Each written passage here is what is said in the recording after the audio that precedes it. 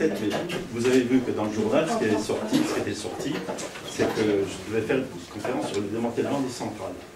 En fait, je ne sais pas comment le gars de l'Essai républicain a sorti ça. Je n'ai jamais dit que je devais faire une conférence sur le démantèlement des centrales. Puisque la première conférence que j'avais faite, c'était sur l'énergie en général, expliquer ce que c'est que l'énergie et qu'est-ce qu'on paye chacun d'entre nous dans les consommations d'énergie. Et donc, à la fin de la conférence, si vous vous souvenez pour ceux qui étaient là, c'est de dire, ben oui, mais vous parlez de déchets nucléaires. Hein, s'il n'y avait pas de déchets, ce serait merveilleux. Bien sûr que oui. Et donc, je vous ai dit, ben moi, je veux bien parler de déchets, mais il faut plus de 5 minutes pour parler de déchets. Et donc voilà, on a organisé une conférence l'année dernière, et bon, elle n'a pas pu se faire parce qu'il n'y avait pratiquement personne dans la porte. Et donc, M. Schrager m'a demandé de refaire cette conférence aujourd'hui. Alors en plus, il y a une erreur aussi dans le journal, ils disent que j'étais directeur de la centrale Fessenheim. Alors je tiens à préciser que je n'étais pas directeur de la centrale Fessenheim. Et ça, personnellement, j'aime pas ça, chacun à son niveau. Bon, j'avais des responsabilités qui étaient importantes, mais je n'étais pas directeur de la centrale. Voilà, je tiens à le dire. Vous êtes exploitant, c'est ça?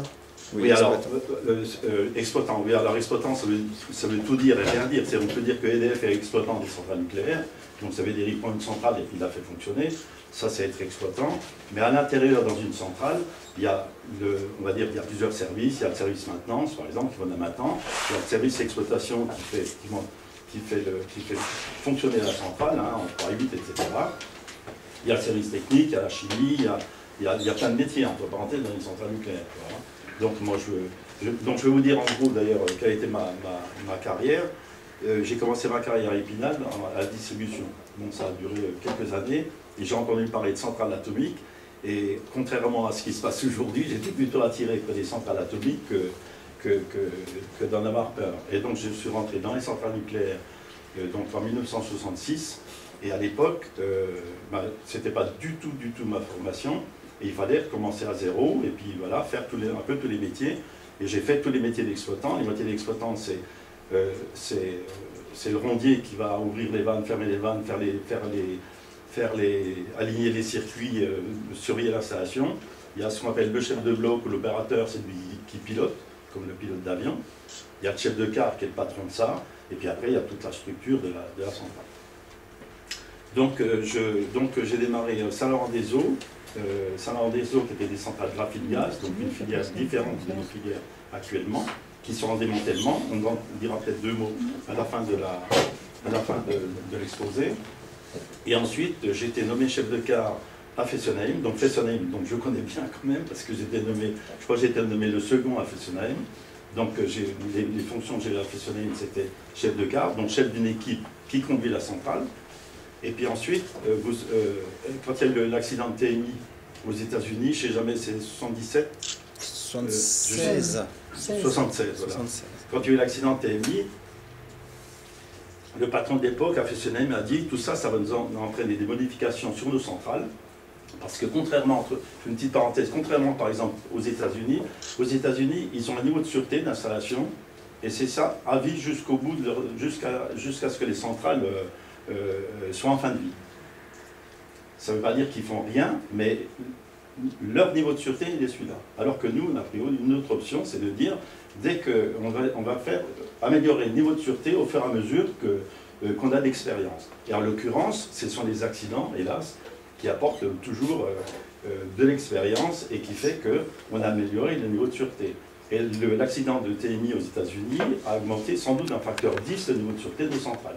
Et donc, moi, j'étais responsable des modifications de Fessenheim, et qui a été générique sur l'ensemble du parc nucléaire, qui a fait qu'on a fait des modifications importantes, par exemple doubler des circuits, augmenter des capacités de refroidissement, etc., etc. Et donc, voilà, donc j'ai eu cette fonction-là. Après, je suis parti à Bugey, j'avais une overdose de technique, j'ai fait des achats, c'était un peu différent, hein, mais ça m'a plu aussi.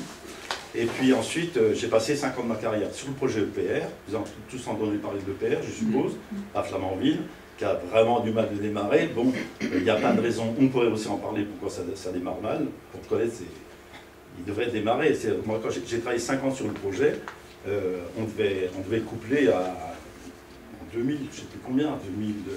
Le problème, c'est que la décision n'était toujours pas prise de construire le réacteur, et puis ça s'est décalé, on a perdu de la compétence, et puis on veut aussi maintenant que on veut aussi augmenter la sûreté. Parce que la sûreté, on peut l'augmenter à l'infini. Hein. Mais à un moment donné, on veut tellement l'augmenter qu'on ne peut plus le construire parce qu'on va mettre des murs au lieu de 50 cm, c'est 1 mètre, c'est 2 mètres, c'est 3 mètres, c'est 4 mètres, c'est tout ce qu'on veut. Quoi, hein. Il y a quand même des limites. Quoi. Donc voilà. Et puis donc je suis à la retraite depuis un bon moment déjà, hélas. Et puis bon, je reste passionné pour les problèmes d'énergie. Enfin, passionné pour les problèmes d'énergie, oui. Surtout, je pense que les gens disent qu'on n'est pas au courant. Non, c'est pas qu'on n'est pas au courant. Les gens veulent être au courant. Là, vous venez aujourd'hui, vous êtes au courant quand même de quelque chose. Vous allez repartir avec un petit bagage, j'espère.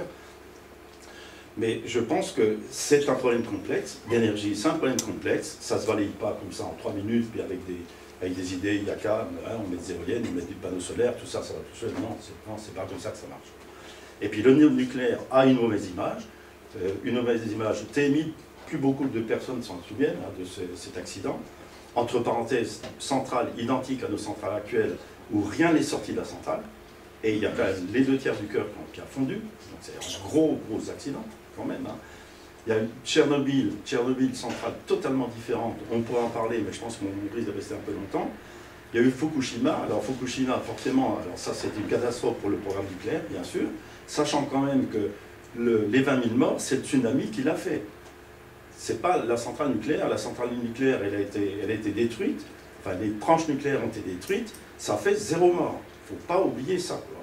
Alors bien sûr, vous allez me dire, oui, mais on ne connaît pas tous les morts qu'il va y avoir derrière. Vous savez, c'est extrêmement étudié ce truc-là. On dit pas, si on dit qu'il n'y a pas une mort, c'est qu'il n'y a pas une mort. S'il y a eu 3 morts dans la centrale, des morts, ils ont ramassé une grue ou je ne sais pas quoi, lors du tsunami, etc. Quoi, hein. Mais il n'y a pas eu une mort. Par contre, il y a les morts indirectes aussi de la centrale nucléaire. C'est quoi? Ce sont les gens qui ont été déplacés. Et les gens qui ont été déplacés, ça occasionne effectivement... Là, actuellement en France, on dit tout ce qu'on fait pour nos centrales, si on a un accident, si on en aura peut-être un, hein, on n'en sait rien, on espère que non, il ne faut pas qu'il y ait déplacement de population. Il est sûr que c'est quand même catastrophique. Si on dit, attendez, on vous prend et vous partez pendant 2 ans, 3 ans, ceci dit, à Fukushima, il y a beaucoup plus de la moitié des gens qui vont rentrer chez eux. Et ils ont pris une option qui ne rentre pas. Ils sont en train quand même aussi de faire des bêtises. Par exemple, pour dire, ils veulent traiter, par exemple, enlever des surfaces de terre, ils veulent aller en dessous de la réactivité naturelle. Il faut arrêter, quoi. Il faut arrêter. Pourquoi? Parce qu'on a peur, du nucléaire, voilà. Alors donc l'objectif, j'espère que vous aurez un peu moins peur tout à l'heure, hein. J'espère, hein, je ne sais pas si on va y arriver. Hein. Donc voilà, donc on va commencer par le sujet. Alors déjà, ça va être nucléaire, mais enfin disons que même, dans ce que j'ai écrit là, toute activité humaine produit des déchets qui sont potentiellement dangereux, avec des durées de vie plus ou moins longues, voire infinies. Je dis ça tout de suite parce que les déchets nucléaires ont une durée de vie finie. Il y a plein de déchets qui ont des durées infinies. Si on fait de l'arsenic, on fait du plomb, il y en a pour l'éternité, hein, quand même, pas oublier. Bon, c'est le legs des générations précédentes qui a permis une amélioration du niveau de vie. C'est sûr que les niveaux de vie ont augmenté. Pourquoi? Ben parce qu'on a de l'énergie. Hein. C'est-à-dire que le niveau de vie et l'énergie, c'est directement proportionnel. Hein. S'il n'y a pas d'énergie, on vit comme il y a 1000 ans. Hein. C'est tout à fait proportionnel. Et quand aujourd'hui, par exemple, on regarde au niveau politique de dire « ouais, il y aura de la croissance », il n'y a qu'à regarder de la consommation d'énergie. Hein. S'il n'y a pas de consommation d'énergie, il n'y a pas de croissance. Comment? Les ordinateurs, tout? Oui, tout à fait. Alors donc, je dis, donc ça nous impose un devoir de solidarité entre générations parce qu'on fait des déchets, tout le monde fait des déchets. On doit seulement, mais c'est important, s'assurer que les déchets qu'on produit n'aient pas un impact inacceptable pour nos successeurs et à court, moyen ou long terme. Ça, c'est une imposition. Et c'est une imposition qu'on se fait au niveau du nucléaire. Voilà. Alors, je continue. Forcément, tout le monde a peur des centrales, etc. Et moi, je pense que l'acceptation du public, c'est expliquer quels sont les risques de nos centrales, au regard des accidents de Tchernobyl et Fukushima. Ça peut faire une conférence complète. Donc, on en dira quelques mots au fur et à mesure, si vous voulez. Quoi, hein. Voilà. Et puis, c'est de parler de la gestion des déchets. Quoi, hein. Parce que tout le monde dit, ah bah oui, s'il y avait des déchets, je suppose que si je vous posais la question à tous, vous direz, ah, le nucléaire, ce serait bien, s'il n'y avait pas de déchets. effectivement. Mais je ne vois pas pourquoi il n'y aurait pas de déchets. Hein. Il y a des déchets, bien sûr, ils sont radioactifs. Et on va voir, en fait, qu'on peut quand même faire quelque chose, parce qu'en fait, il y en a, bien sûr, mais on sait, ils sont déjà extrêmement faciles à mesurer par rapport à d'autres déchets. Le CO2, comment on fait pour regarder le CO2? Le CO2, on ne sait pas trop. Hein, il faut avoir des pipettes et tout, et puis on ne le fait pas de toute façon. Alors que les déchets, ce qui est radioactif, c'est très facile à mesurer, ce qui est radioactif. Très facile. Donc on sait les mesurer, les isoler, les trier, les traiter, les conditionner, les entreposer, les stocker, les surveiller, etc. Donc on sait faire ça. Donc il ne faut pas dire qu'on ne sait pas quoi faire des déchets. Si on sait quoi en faire, seulement, il y a encore quelques décisions qui ne sont pas prises sur le stockage profond. Si c'est pratiquement pris, parce qu'il y a des lois qui sont passées, si ces déchets, on les stocke indéfiniment, ou si on dit on voudrait pouvoir éventuellement les reprendre, moi je pense une connerie, mais bon, ça c'est mon avis, hein. Et ce n'est que mon avis, non pas que le mien, mais un autre, voilà. Mais on va voir ces déchets, parce que je suppose, c'est pas ce que c'est pas ce que c'est des déchets nucléaires, je suppose. Hein. Donc voilà, alors c'est l'objectif de l'exposé, c'est démystifier l'énergie nucléaire, et puis de parler des déchets nucléaires. Bon là je vais peut-être vite pour dire ce qu'il y a en bas, mais je pense que c'est vrai. Bon alors mon plan d'exposé, radioactivité et ses effets, énergie nucléaire, production d'électricité, alors je vais aller très rapidement là-dessus, parce que sinon on y serait jusqu'à 3h du matin, le combustible et les déchets. Donc voilà. Alors la radioactivité. Alors la radioactivité, c'est ce qui est dangereux. C'est ce qui est dangereux. Je vais passer très rapidement sur ce transparent. Simplement, c'est que la structure de la matière est faite comme ça. Il y a des noyaux, et il y a des noyaux qui sont radioactifs, qui émettent des rayonnements, et ce sont ces rayonnements qui sont dangereux. Alors les types de rayonnements, il y a des, j'espère que je ne vais pas me tromper, il y a des alpha, des bêta et des gamma. On va voir comment c'est, qu'est-ce qui sort d'une centrale nucléaire. Alors, ce qui est aussi quand même intéressant, c'est que les rayonnements ionisants sont dangereux pour l'homme. Par contre, on est très content que ça serve dans la médecine. Hein. Médecine, personne ne respecte qu'on puisse faire des scanners, et je veux dire au niveau thérapeutique et au niveau détection de maladies, je veux dire que les rayonnements ionisants sont quand même très intéressants. Bon, les unités, je ne vais pas trop vous embêter avec les unités. Donc on parle de Becquerel, on parle de Gray, on parle de Sievers, on parlait de Curie, etc. Je ne vais pas trop vous embêter avec ça, parce que bon, ça n'a pas une... on ne s'en souvient pas, de toute façon on ne s'en souvient pas. Bon, déjà, si on parle des volts et des ampères, c'est pas si simple, donc quand on parle de Becquerel. Par contre, ce qui est intéressant, c'est que quand on parle de Becquerel et qu'on dit dans 1 litre de lait, il y a 100 Becquerel, ou je ne sais pas combien par litre, les Becquerel, c'est quelque chose qui est extrêmement petit chez petit. C'est-à-dire que quand on parle de radioactivité, alors c'est pour ça que c'est facile, hein, quand les gens disent, oh, on a eu compte, là-dedans on a regardé, puis il y avait 1000 becquerels. Ça veut strictement rien dire. Les becquerels, c'est comme si on mesurait la distance entre Paris et Marseille en millimètres. Voilà, les becquerels, c'est ça. Quoi. Alors évidemment, quand on vous dit qu'il y a 1000 becquerels, ça fait peur. Ça veut rien dire. Hein. Ça veut rien dire. Donc je passe, enfin je pense pas que, si vous avez des questions, vous les posez, hein, n'hésitez pas. Hein. Donc voilà. Donc en fait, grosso modo, ce petit dessin assez intéressant, c'est qu'en fait, les becquerels, c'est le rayonnement qui part, donc celui qui reçoit le becquerel, donc il va traverser le corps par exemple, et puis en fonction de la qualité, entre parenthèses, du rayonnement, que ce soit des alpha, des bêta ou des gamma, les dégâts qui vont se faire dans l'organisme seront différents. Voilà.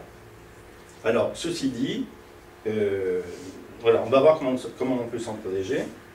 Alors, tout produit radioactif a une décroissance. Donc la décroissance radioactive, c'est quoi? Ce qu'on appelle la période réactive, ici. En fait, c'est le temps au bout duquel il y a la moitié de la réactivité qui est... enfin, le temps au bout duquel on retrouve la moitié de l'activité. Donc, grosso modo, un produit qui est à 100, par exemple, là, une période, c'est moitié, une autre période, c'est encore moitié, moitié et moitié. Et globalement, on va dire, au bout de cette période, le produit a quasiment disparu. Alors par exemple, quand on parle de l'iode 131, on a beaucoup parlé de Fukushima. L'iode doit avoir une période de 11 jours, je crois, il me semble, 8 jours, 11 jours, je ne sais plus. Donc grosso modo, au bout de une soixantaine de jours, il n'y a pratiquement plus d'effet. Mais contrairement à ce qu'on pense, ce qu'on peut croire, des fois quand on dit, parce que qu'est-ce qui fait peur aussi aux gens de dire, oh là là, mais ces produits radioactifs qui ont des durées de vie très longues, de mettons 1000 ans ou 2000 ans, c'est pas forcément les plus dangereux. Souvent les plus dangereux, c'est ceux qui sont qu'une période plus courte. Voilà. Mais là aussi, on n'est que dans des chiffres. Voilà. On est dans des chiffres, on dit, oh, c'est déchets radioactifs qui ont duré de 1000 ans. Ah ben oui, 1000 ans, même 10 000 ans. Il faut quand même savoir qu'il y a des déchets radioactifs. De toute façon, la Terre, moi je ne suis pas un grand scientifique, hein, mais la Terre, il y avait des produits actifs, et c'est considéré que de produits radioactifs. Et il nous reste encore un peu d'uranium, et tant mieux, parce que je pense que si on n'avait pas, on serait embêté. Donc voilà. Alors la période radioactive, donc c'est ça. Donc tout produit radioactif, un jour, disparaît. Un jour disparaît. Alors, l'échelle des expositions, pour avoir une idée de ce qui nous entoure, hein, vous voyez, donc un scanner c'est 10 microsieverts. Alors, par exemple, la radioactivité naturelle. Vous voyez, par exemple, la radioactivité naturelle en France, c'est 2,4. En Inde, là, il y a 6 sieverts quand même, hein, c'est pratiquement 3 fois. Et alors que la limite admissible en France, c'est 1. Vous voyez, on a mis une limite qui est en dessous on a mis une limite pour les gens qui est en dessous de la radioactivité naturelle. C'est pas forcément bon de faire ça. Pas forcément bon. C'est pas forcément bon. Et entre parenthèses, hein, les Indiens, non, c'est pas les Indiens, c'est les Hindous. Il paraît qu'ils vivent très bien, et même très vieux. Hein. Les Indiens. Ah, c'est les Indiens. Les Hindous, c'est la religion. Ah oui, d'accord. Alors les Indiens, ils vivent très longtemps là-bas dans leur carrelage, je suppose qu'on sait. Voilà. Donc voilà, et alors, bon, quand on dit même là une centrale nucléaire, vous voyez, les effets d'une centrale nucléaire, habiter à côté d'une centrale nucléaire, au niveau rayonnement, c'est quasiment nul. Quoi. Bon, vous voyez, un transport, un voyage aller-retour à New York, voilà, ça vous donne ça, quoi, en radiographie, etc. Pour donner une idée de ce que c'est. Et donc, on le reçoit comment? Donc, on le reçoit comment? Bon, bah, vous voyez, ici, par exemple, en France, donc radioactivité. Alors, ça, c'est une moyenne. Hein, si ça se trouve, ici, il y a du. Ici, ça doit cracher, hein? Non? Je pense. C'est vrai, rouge. Il aura un peu plus. Hein. Voilà. Donc, le médical, la valeur médicale, c'est ça. Tchernobyl, entre parenthèses, Tchernobyl, on a mutué pour arriver. Alors ça, il y a eu tellement de choses qui ont été dites, et tellement de choses de fausses qui ont été dites. Parce que je suppose que vous avez tous entendu dire que Limoges n'avait pas passé la frontière. Je suppose. Ce qui est faux, parce que ça n'a pas été dit. Ça n'a pas été dit comme ça. Ça n'a pas été, mais je ne veux pas de polémique. On en parlera après. Parce que ça n'a pas été dit comme ça. Ça n'a pas été dit comme ça. Bon, alors vous voyez, pour qu'on voit un petit peu de rouge, on a multiplié par 50. Donc les tombées de... Quand on dit bah, tous les cancers, il y a peut-être des médecins ici, les cancers de la thyroïde viennent de Tchernobyl. De toute façon, c'est des croyances. Hein. Une fois qu'on y croit, c'est fini. Hein. On ne peut plus faire grand-chose derrière. Quoi. Donc, on en discutera peut-être après. Donc, alors, les sources d'exposition, alors quand même, quelque chose qui est quand même importante, hein. Vous voyez, la moitié de l'exposition, quand même, c'est le radon, en France. Pourquoi j'ai sorti ça? Parce qu'il faut savoir qu'il ne faut pas avoir peur de ventiler les maisons, hein. Surtout les rez-de-chaussée, surtout les sous-sols, parce que le radon vient de la terre, hein, et donc il faut se stocker dans les endroits. Donc en fait, il faut aérer ces maisons. La moitié de l'activité vient du radon, en France. Faut pas oublier ça. Et puis après, ben, on a... Surtout quand on habite à Radon. Comment? Surtout quand on habite à Radon. Oui, oui, bah, sans doute, oui. Sans doute, oui. Tout à fait. Oui, mais ça fait. Mais tout à fait. Hein. Oui, oui, tout à fait. Voilà. Alors, donc, alors vis-à-vis des seuils, hein, on a parlé en microsieverts, hein, donc effectivement, la limite où il y a des signes cliniques, c'est 1000 millisieverts. Là, on commence à voir quelque chose. Bon, à 10 000 alors donc 10 000, ça fait 10 sieverts, donc c'est la mort rapide, hein, ça c'est sûr. Tout en dessous, donc vous voyez, alors la limite, l'irradiation naturelle en France, c'est 1 sievert. pour irradiation naturelle à Paris, 2,5, Clermont-Ferrand, 5. Donc on est autorisé, quand on travaille en centrale nucléaire, de faire 20. Moi, quand je travaillais, c'était 50. Moi, je m'en suis jamais mal porté, a priori. Et donc voilà. 35 jusqu'à 35 ici, et ça monte jusqu'à 60-70. Donc voici la chaîne. Alors donc on dit, bon, c'est facile à les repérer, ok, et donc c'est facile aussi à s'en protéger. Alors nos trois différents types de rayonnement, les rayonnements alpha, les rayonnements bêta et les rayonnements gamma et les neutrons. Non, il y en a 4 en fait. Les neutrons, c'est un peu différent. Et donc, en fait, un rayonnement alpha, c'est une particule qui est très lourde, et une simple feuille de papier peut l'arrêter. Donc, en fait, on peut être... la peau l'arrête, etc. Bon, les bêta sont un peu plus percutants, quoi, hein, les gamma beaucoup plus, mais là, par exemple, un rayon gamma peut être, avec une feuille de plomb épaisse comme ça, on arrête les rayons gamma. Et quand tout à l'heure je vous montrerai quelques photos de la piscine de réacteur, quand vous avez 3 mètres d'eau au-dessus d'un élément combustible, même 1 mètre d'eau au-dessus d'un élément combustible, qui est extrêmement rayonnant et dangereux. Hein. Si on était en présence d'un élément combustible nucléaire, je pense qu'en 10 secondes ou 20 secondes, on aurait une dose mortelle. Quoi. Avec 1 mètre d'eau au-dessus, c'est fini, il n'y a plus rien qui passe. Donc en fait, il suffit de s'éloigner de la source ou de mettre un écran pour se protéger de ces rayonnements. On sait qu'ils sont dangereux, on sait les mesurer, ben on sait se protéger. Alors l'énergie nucléaire, c'est quoi l'énergie nucléaire? Alors l'énergie nucléaire, bon dans la nature, il y a peut-être des grands scientifiques ici, hein, je ne sais pas, il ne faut pas que je raconte de bêtises, hein, mais j'essaie de ne pas en raconter. Donc tout le corps de la nature est d'atomes et d'assemblage d'atomes. Donc les assemblages d'atomes, c'est des molécules et c'est des liaisons chimiques. Et alors un atome, vous savez comment c'est fait un atome? Donc un atome, c'est un mélange de neutrons et de protons qui sont serrés très très fortement entre eux. Et autour, ils tournent des électrons. C'est infiniment petit. Pour vous donner, enfin, c'est pas un exemple pour situer. Si on prenait l'ensemble des individus de la planète et qu'on enlève tout le vide qu'il y a là-dedans, à votre avis, quelle serait la grosseur de cette boule, par exemple? Une orange. Une orange? Oui, c'est pas une orange, mais c'est un dé à coudre. Mais, voilà. Mais pour dire, et la planète, je crois que si la planète, on enlevait tout le vide, ça ferait un ballon, je crois, de 20 mètres ou 30 mètres de diamètre. Donc en fait, on n'est que du vide. La nature est fabuleuse, hein. Ça c'est clair. Donc voilà, la constitution de l'atome. Alors, les liaisons des protons et des neutrons est maintenue par des forces nucléaires qui sont absolument considérables, c'est ce qu'ils appellent l'énergie nucléaire.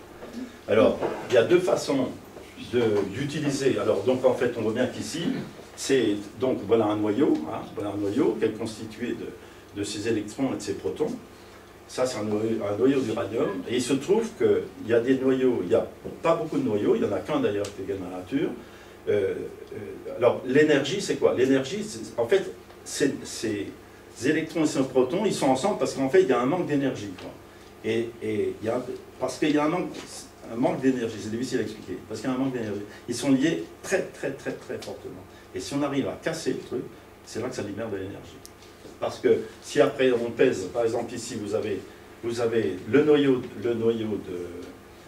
d'uranium 235 ici, qui est percuté par un neutron, donc on va avoir deux produits, ça s'appelle des produits de fission, et il va y avoir deux produits de fission, et si on pèse les deux produits de fission ici, eh ben, ça pèse moins lourd que ça pesait ici. Et c'est ça la différence.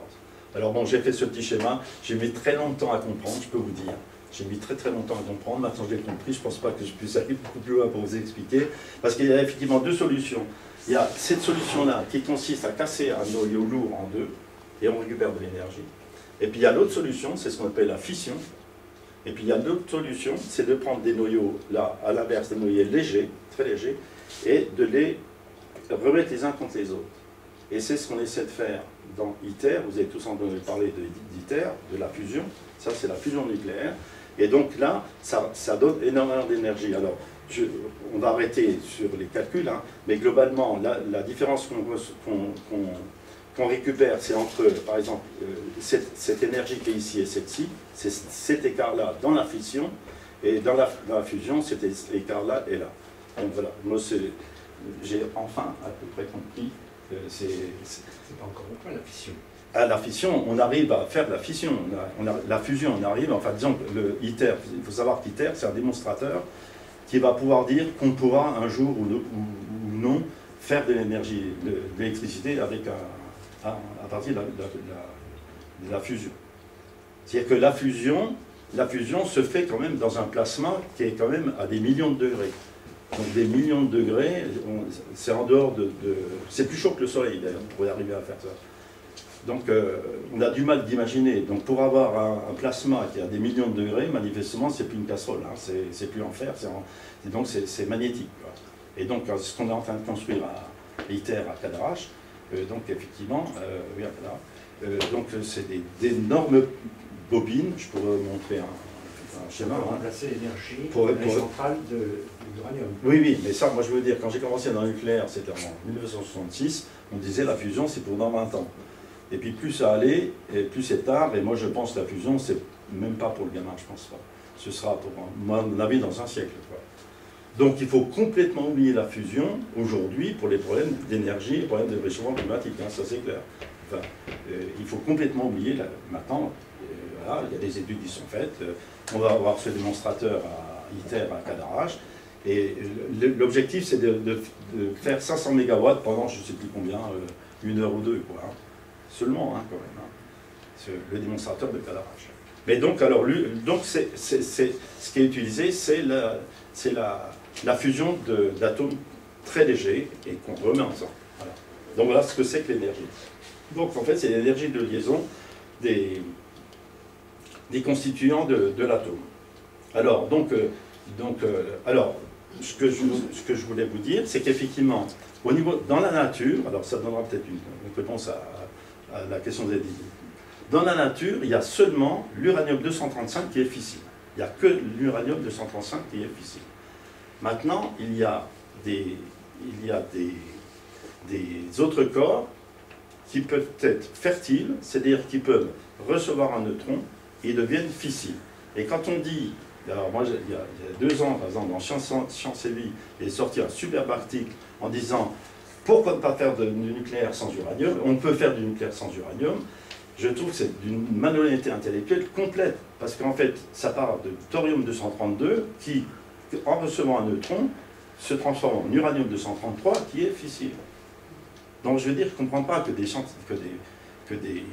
des médias, que des journalistes scientifiques écrivent des âneries pareilles, quoi. Alors on peut parler du thorium.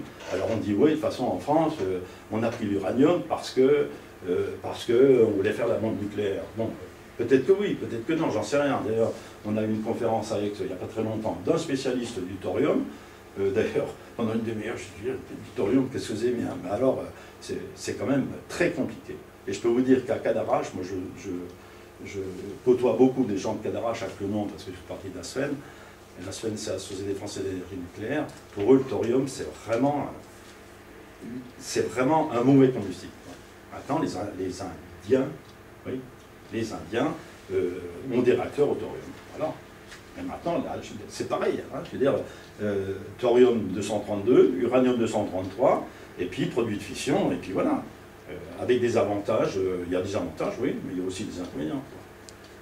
Donc, il faut arrêter de casser, quoi. Alors, donc, qu'est-ce qui se passe dans un réacteur nucléaire? Donc, en fait, on prend un noyau d'uranium-235, on a un projectile qui a un neutron, donc quand le projectile arrive sur l'uranium-235, donc il est intégré, lui il n'est pas content, et à un moment donné, il se casse en deux. Et donc s'il se casse en deux, donc on a 2 produits de fission, d'accord? 2 produits de fission qui sont en général radioactifs, ils sont tous les 2 radioactifs, on verra ce qu'on en fait derrière. Il y a des rayonnements, alors là, forcément, l'uranium-235, quand il est naturel, on peut le toucher, hein, vous verrez tout à l'heure qu'on touche à la main, quoi, hein. Il est radioactif, mais on peut le toucher. Bon. Maintenant, quand il est là, donc il n'est pas content, donc il commence à émettre des rayonnements, et puis tout d'un coup, clac, il se fissure, il se fissure, oui, c'est une bonne, il se casse en deux. D'accord?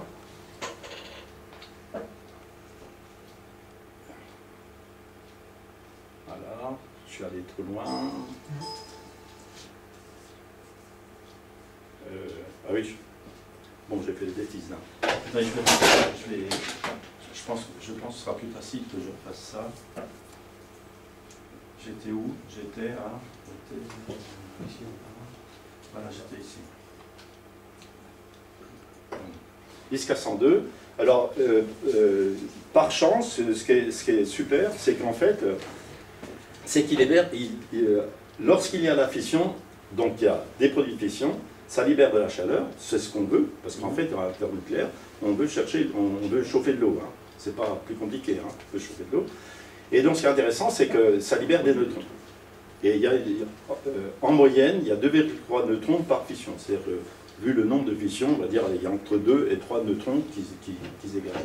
Et c'est parce qu'il y a des neutrons qui sont libérés ici. D'ailleurs, la source de neutrons, ce n'est que ça. Hein. On peut pas, il n'y a pas d'autre source de neutrons que des réacteurs naturels, on en parlera tout à l'heure, parce qu'il y a des réacteurs naturels dans la nature, des réacteurs naturels dans la nature, oui, je dis bien, et que personne ne sait, mais je vous en parlerai tout à l'heure.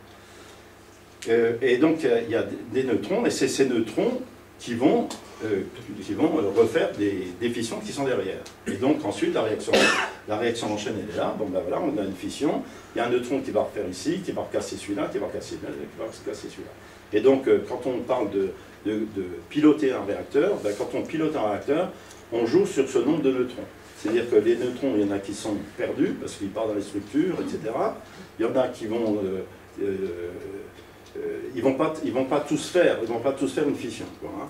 Voilà. Et donc, il y a des absorbants, et puis quand un réacteur est neuf, eh ben, il y a beaucoup plus de réactivité que quand le réacteur est usé, etc. Voilà. Et donc, dans un réacteur nucléaire, voilà ce qu'on fait. Et c'est là qu'il y a des rayonnements, et il faut s'en protéger parce que c'est extrêmement dangereux. Alors, la production d'électricité. Bon, alors, comment on fait l'électricité? Alors, il y a les centrales thermiques, on ne va pas parler aujourd'hui, mais après, on va comprendre quand même comment marche une centrale. Donc, une centrale thermique classique, c'est quoi? Alors, une centrale, l'électricité, c'est un alternateur qui fait l'électricité. Hein. Un alternateur, c'est un moteur qui marche à l'envers. Un moteur, on met du courant, ça fait tourner le rotor, et un alternateur, on fait tourner le rotor, oui, pardon, on l'excite, et puis par le stator sort l'électricité. Donc un alternateur, c'est l'inverse d'un moteur. C'est un moteur qui marche en l'air.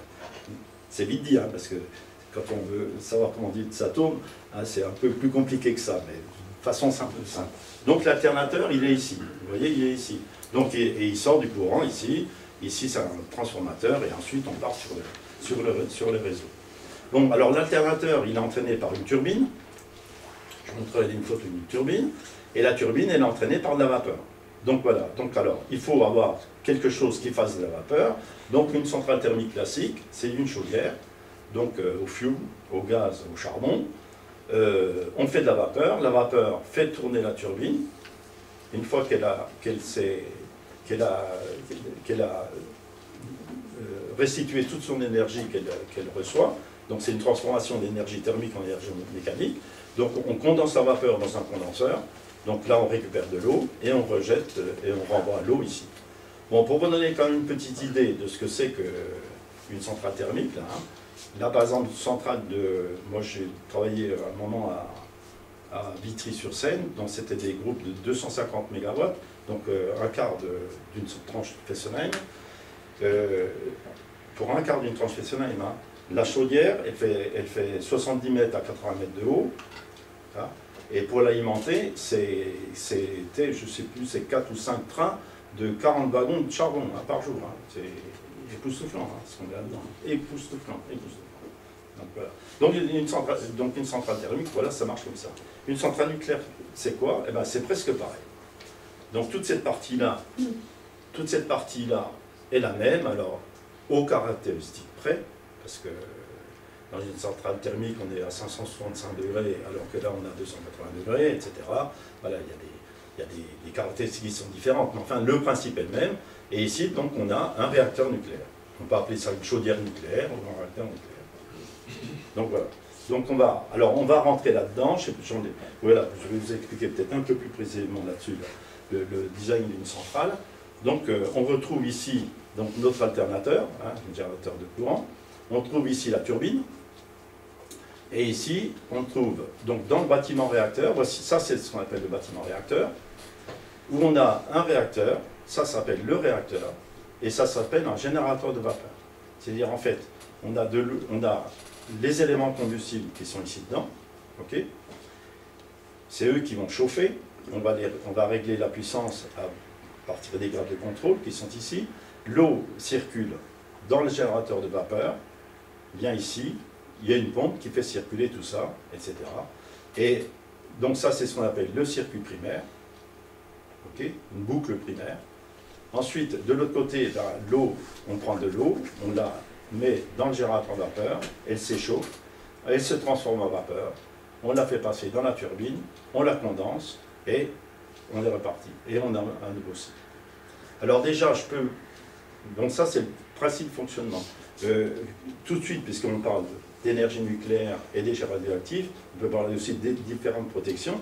C'est-à-dire qu'on va voir au cours de la suite, là, que tout problème nucléaire provient de ce réacteur. Si ici, il y avait quelque chose qui n'était pas radioactif, il n'y aurait pas du tout de radioactivité.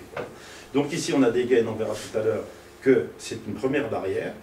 Donc on a une deuxième barrière qui est tout cet ensemble-là. Hein, c'est-à-dire tout ce circuit, c'est une deuxième barrière. On a une troisième barrière qui est ici, l'enceinte. C'est-à-dire en fait, il y a toujours trois barrières entre les éléments radioactifs et puis l'extérieur. Donc s'il y a une barrière qui pète, on en a toujours deux autres. Bon. Alors, pour vous donner quand même quelques caractéristiques de ça, bon, la cuve, je vais vous la montrer aussi, ça fait une dizaine de mètres de haut et tout. À l'intérieur de ce réacteur, on a 4 boucles primaires. En fait, ça, on l'a 4 fois. Donc, on a 4 boucles. Enfin, à Fessenheim, on en a 3, mais dans les 1300, on en a 4. On a une température qui est très élevée, puisque ici, on rentre à 280 degrés, on sort à 320 degrés. C'est de l'eau. Donc, pour avoir de l'eau à 320 degrés, il faut quelque chose, parce que l'eau, ça bout à 100 degrés. Donc, et pour que ça ne bouillisse pas, il faut que ce soit en pression. Donc, pour être en pression, on a un pressuriseur ici, et donc qui permet, ce pressuriseur permet de monter la pression à l'intérieur à 155 bars, donc 155 fois la pression atmosphérique. Donc, c'est le rôle de ce pressuriseur ici. Et donc, les pompes, donc le rôle des pompes, c'est effectivement de faire circuler l'eau là-dedans. Donc, c'est des pompes qui ont quand même une puissance elles font 5000 kilos, c'est-à-dire en fait, elles font tu vois, 7000 chevaux ou quelque chose comme ça. C'est des sacrés bousins, hein, je vais vous montrer aussi. Donc voilà les caractéristiques. Et ensuite, ben, la vapeur ici, elle sort à 280 degrés et elle ressort à 30 degrés. Alors, pareil, pour d'avoir de la vapeur à 30 degrés, qu'est-ce qu'il faut? Ben, faut être sous vide. Et donc, il faut être sous vide. Et là, ben, alors beaucoup de gens disent, oh là là, qu'est-ce qu'on perd beaucoup d'énergie dans les centrales thermiques, classiques ou nucléaires. Ben oui, mais ça, c'est Carnot, c'est comme ça. On ne sait pas faire autrement que de condenser la vapeur pour avoir de l'eau et pour continuer de thermosier. Et donc, le rendement, effectivement, le rendement global d'une centrale n'est pas très élevé. Il est de 35%, 40%, dans les meilleurs des cas, il n'est pas très élevé. Maintenant, pareil, on parle de rendement qui n'est pas très élevé, mais on oublie par exemple de parler du rendement d'une voiture qui est de 20%. Hein. Le rendement n'est pas très bon. Par contre, l'électricité, en général, l'électricité a un rendement de 100% après pour les utilisations qu'on va en faire. S'il y a 1 kWh électrique, si on chauffe la maison avec 1 kWh électrique, on retrouve 1 kWh électrique, hein, mais on ne retrouve pas la moitié. Donc en fait, il ne faut pas oublier de dire ça. Donc voilà ce que c'est qu'une centrale nucléaire. Alors ici, donc, je vous montre une centrale avec double enceinte. Hein. Petite parenthèse, Tchernobyl n'avait pas d'enceinte du tout. Ni une, ni deux. Donc il n'y en avait pas. C'est quand même une différence déjà assez fondamentale. Mais des différences qui sont beaucoup plus fondamentales que ça aussi. Voilà. Alors voilà, donc voilà le design complet d'une centrale nucléaire. Hein. Bon, ça commence à être un tout petit peu compliqué. Sachez quand même que dans une centrale, dans une tranche, il y a à peu près 30 000 robinets. C'est quand même quelque chose qui est impressionnant. Hein. C'est pas rien. Il y a des kilomètres de tuyaux. Non, c'est même plus des kilomètres, c'est des dizaines, des centaines, je ne sais pas combien. Et puis, on a beau regarder, il y a tous les robinets, il n'y en a pas un qui sert à rien. Quoi, hein. Ils servent tous à quelque chose, quoi, globalement. Quoi. Donc en fait, ici, quand on voit ça, d'ailleurs, quand vous passez, je ne sais pas, devant Tricastin, ah ben non, ici, on ne passe pas trop souvent. Enfin, quand vous voyez une centrale nucléaire, vous voyez le dôme. En général, on voit le dôme. Quoi, hein. Vous avez déjà vu ça, quoi, hein. Et donc ça, c'est toute la partie classique. Voilà la turbine qui est ici, l'alternateur est là. Donc ça, c'est les tuyauteries de vapeur qui vont... Vous voyez, c'est une grosse installation. Hein. Ce sont des grosses installations. Voilà, et puis là, on retrouve, voilà, vous voyez, on retrouve là au milieu, on retrouve notre réacteur.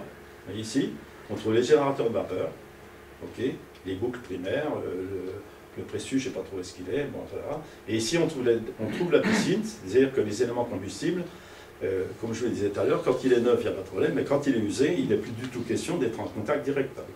Donc toute manipulation du combustible doit se faire dans l'eau, exclusivement dans l'eau. Il n'est pas question que ça sorte. Si ça sortait, ce serait une catastrophe. Donc ici on voit la piscine de combustible.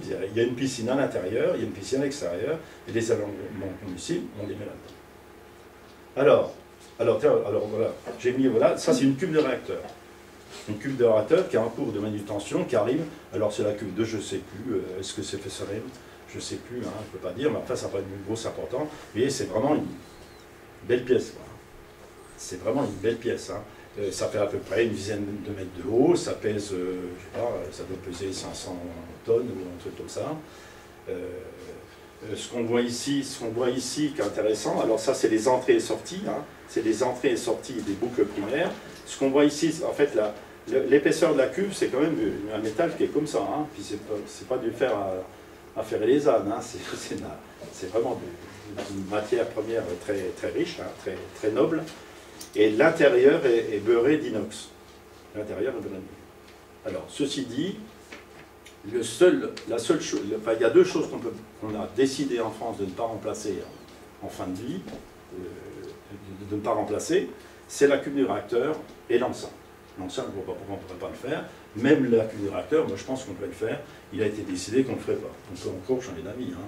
Mais dans l'immédiat, quand on parle de prolongation de durée de vie des centrales, en fait, qu'est-ce qui fait qu'on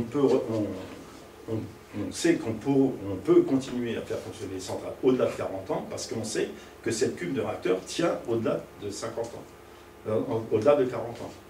Les générateurs de vapeur, eux, on les a déjà remplacés. Par contre, la cuve, c'est elle qui fait le timing, quoi.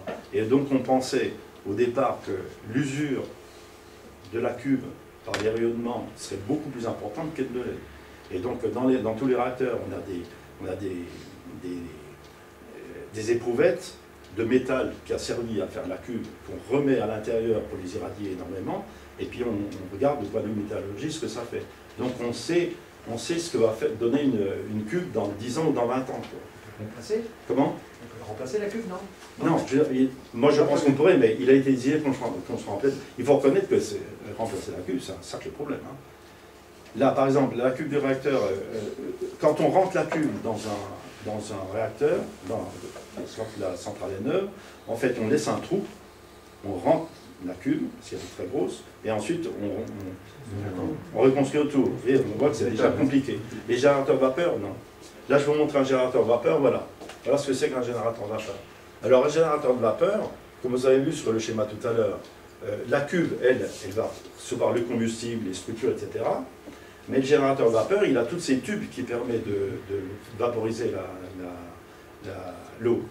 Et ces tubes, eux, ils sont en incolore, ils sont en bon, il y a des métaux qui sont différents, et un jour, ben, voilà, ils percent, et donc on peut aller boucher des tubes, mais après, on ne peut plus aller les remplacer. Donc on décide de changer. Et en l'occurrence, par exemple, Fessenheim, qui a 30 quelques années maintenant, Fessenheim, on a remplacé les générateurs de vapeur. Voilà. Donc c'est des générateurs de vapeur qui sont neufs, et qui peuvent aller jusqu'à 60 ans. Alors, ils sont remplacés parce qu'il fallait qu'on les remplace. Voilà. Et donc ça veut dire qu'une centrale, quand on dit qu'une centrale elle est vieille, ça ne veut strictement rien dire. Elle est vieille, Là, par exemple, le générateur de vapeur à Fessenheim, ils sont neufs. Hein, voilà. La turbine a été améliorée, l'altérateur a été amélioré, tous les gros composants ont été améliorés. Mais si on reste sur la partie nucléaire, les générateurs de vapeur ont été remplacés. Et donc, ils seront tous remplacés. Ils ont été déjà remplacés dans pas mal de centrales. Hein, parce qu'en fait, on va dire c'est une pièce d'usure, entre parenthèses. Quoi. Il y a des débits qui sont absolument fabuleux. Quoi, hein. Un générateur de vapeur, c'est 2000 tonneurs de vapeur qui sont fabriqués toutes les heures. Quoi, hein. Donc, il se passe quelque chose dedans, hein, c'est pas rien. Quoi. Voilà une pompe primaire, pour vous donner l'idée de ce que c'est qu'une pompe. Quoi, hein. C'est quand même des bousins. Quoi, hein. C'est sérieux. Quoi. Voilà. Bon, alors, le combustible. Parce qu'on va finir par y arriver aux déchets, vous allez voir. Non, ce que je voulais vous dire de l'autre coup, c'est de dire, si on ne sait pas ce que c'est du combustible, on ne peut pas savoir ce que c'est que les déchets. Vous êtes d'accord? Enfin, vous serez d'accord tout à l'heure. Bon, alors le combustible. Alors, le combustible, c'est quoi? Donc, on a dit que l'uranium 230, l'uranium naturel, alors là, l'uranium naturel, voilà, ici, là, sous cette forme-là. Donc, on trouve alors, il y a de l'uranium, hein, il y en a partout de l'uranium, entre parenthèses, hein. Il y en a en France, il y en a partout, mais il vaut mieux aller le chercher où il ne coûte pas trop cher, où c'est assez facile où il y a des concentrations qui sont importantes, il y a des endroits où il y a des concentrations qui sont très très importantes, voilà. Mais il est toujours constitué de cette proportion d'uranium 238 et l'uranium 235. Donc il y a, dans l'uranium naturel, il y a 99,3% de 238 et seulement 0,7% de 235. Le bon Dieu nous a fait un sacré cadeau là, hein, parce que si on n'avait pas ça, l'énergie nucléaire n'existerait pas. Quoi, hein. Enfin, on ne saurait pas faire, quoi, hein, je ne sais pas comment on ferait. Quoi, hein. Donc voilà, et on ne va utiliser que ça. Alors dans les premières centrales nucléaires, type graphite gaz, comme ça en des eaux, Chinon et Puget, donc on utilisait l'uranium naturel. Donc c'était ce qu'on appelle une filière française, c'est le CEA qui avait mis ça au point.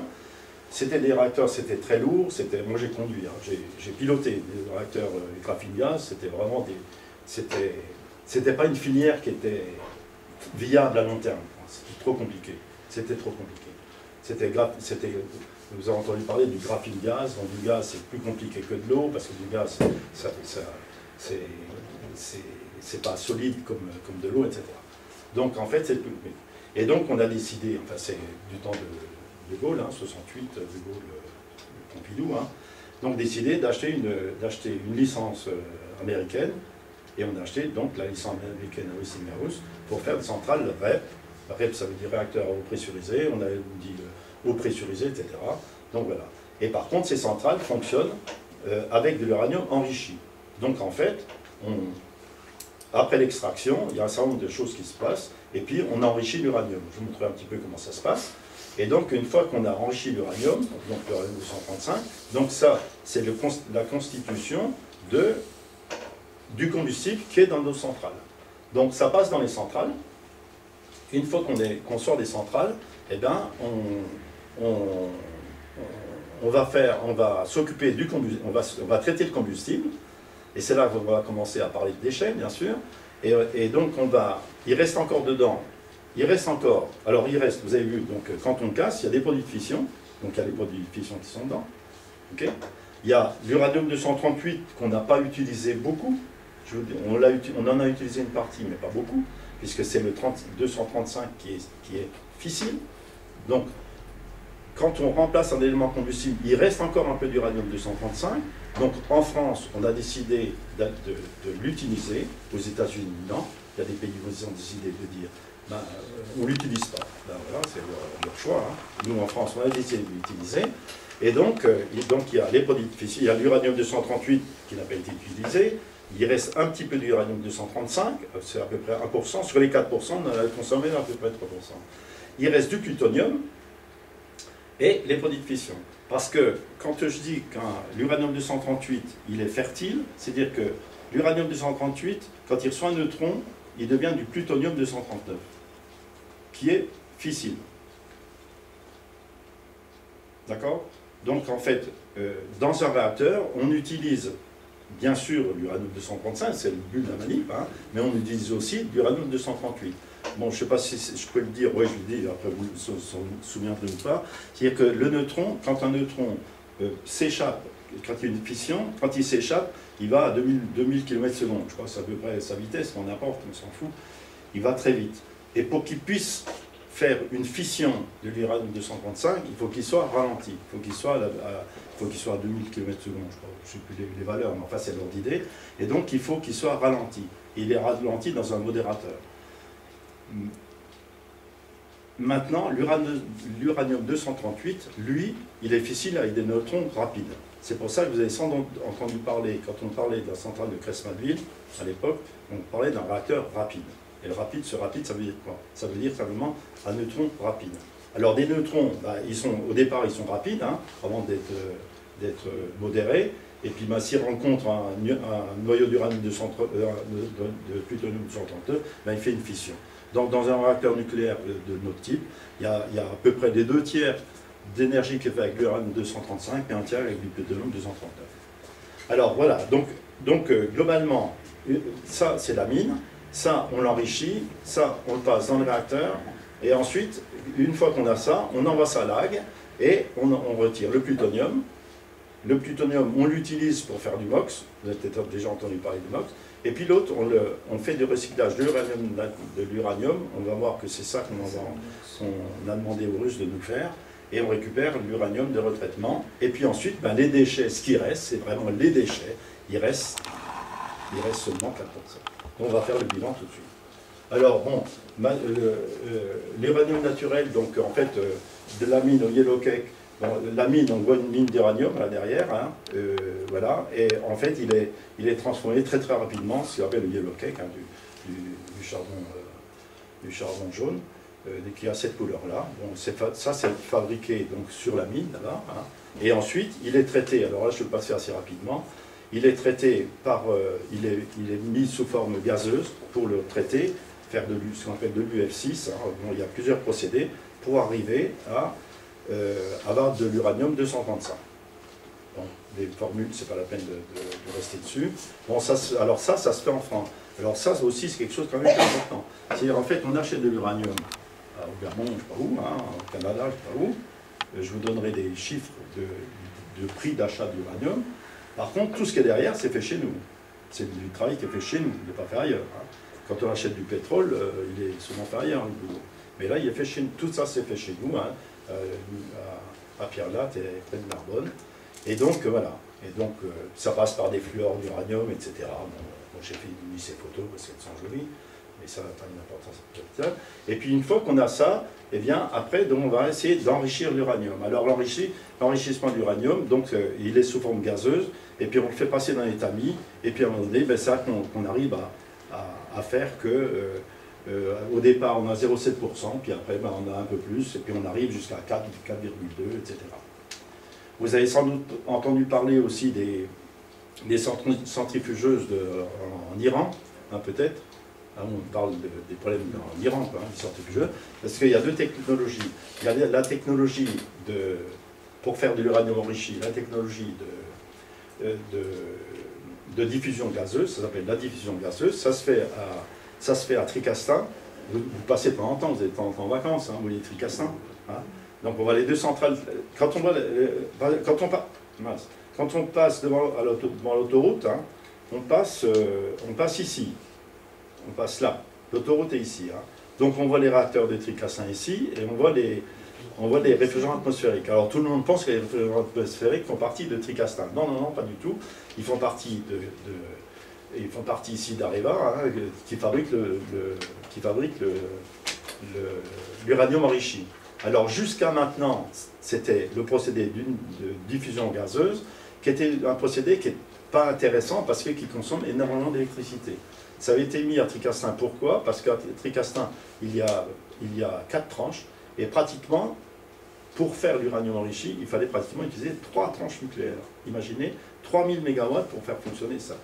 Et donc, on est en train de passer, alors là, c'est les usines, c'était Georges Bess 1, donc il y a cette technologie de diffusion gazeuse, et maintenant, on passe au centrifugeux.